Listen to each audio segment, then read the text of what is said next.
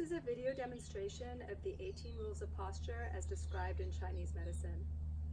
In Qigong and in Tai Chi, we always want to begin with our focus on our posture. We then move into a focus on our breath and finally on our mind and our intent. Proper posture is the alignment of our load-bearing joints from our ankles to our hips to our shoulders, and it helps to facilitate the flow of qi through the body. Our structure should be aligned so it can be maintained by our bones, our ligaments and tendons rather than our muscles in order to allow for a more relaxed practice. So the 18 rules of posture allow us to continue to check in during our practice, whether that be Tai Chi, Qigong, running, walking, even sitting at your computer. And when we tune in to our posture, then we can maintain proper alignment, which will help with energy flow and allow it to flow smoothly through our body. So the first rule of posture in Chinese medicine is stand with the feet flat. So what does that mean? We want to look down at our feet and we want to get our feet aligned, pointing straight ahead. For a lot of us, that's not even comfortable. You might feel torque at the knee.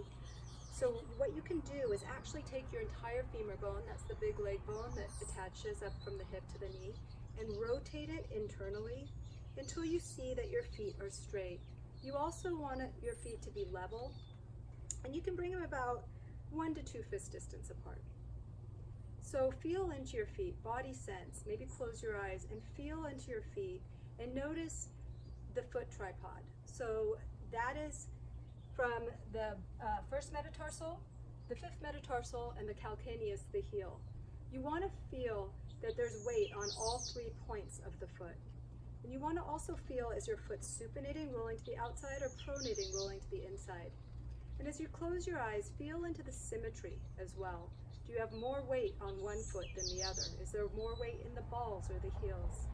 So just feel into your feet and try to get the best alignment you can at this time in your practice.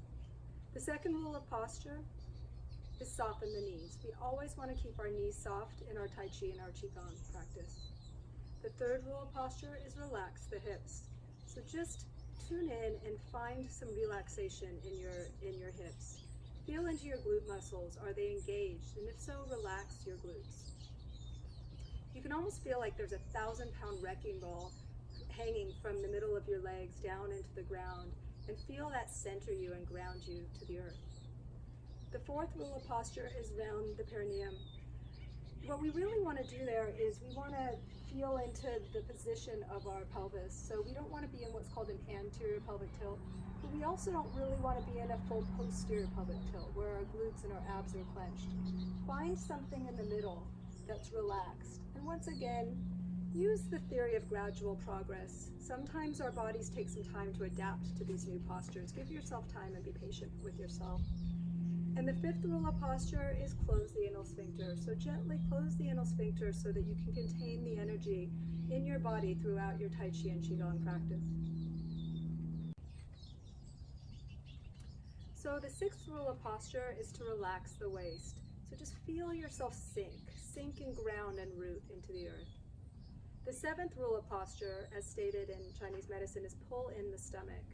And another way to think about that is if you take a hand up here this is the Bai Hui point at the top of your head, and you pull up towards the sky, what do you feel? Do you feel your stomach engage, your core engage? This is, I believe, what they mean by pull in the stomach. It's not a forceful pull.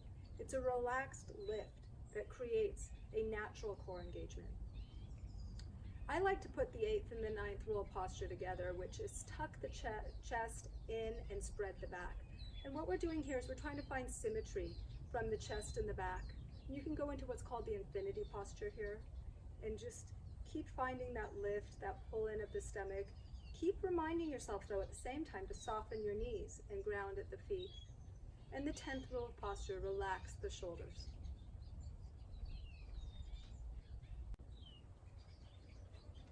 With our shoulders relaxed, we now want to tune in to sinking the elbows.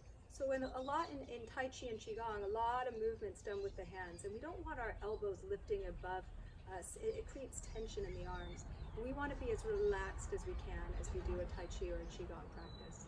So sink the elbows and relax the wrists. And from there, you're going to hollow the armpits. Hollowing the armpits, I like to think about I'm holding like a raw egg underneath my armpit that I don't want to have crack. From here, we're going to suspend the head. So this goes back to what I talked about before, lifting the crown. Take your hand and just pull your head up. And just like you would feel in a finger trap, as you pull your head up, you're also grounding with your feet. So the energy can move from the earth and up through the sky. And then the 15th rule of posture, tuck the chin.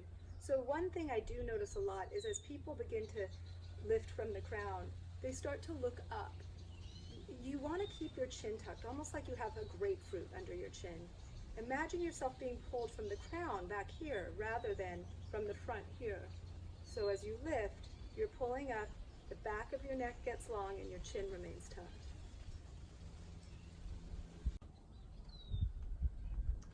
The 16th rule of posture is close your eyes for inner vision. And this is wonderful if we're doing a nice meditative Qigong, but in a Tai Chi practice or many other Qigong practices, our eyes remain open. So the way I like to think about this is find your 1,000-yard stare. So really feel like you're looking through the room.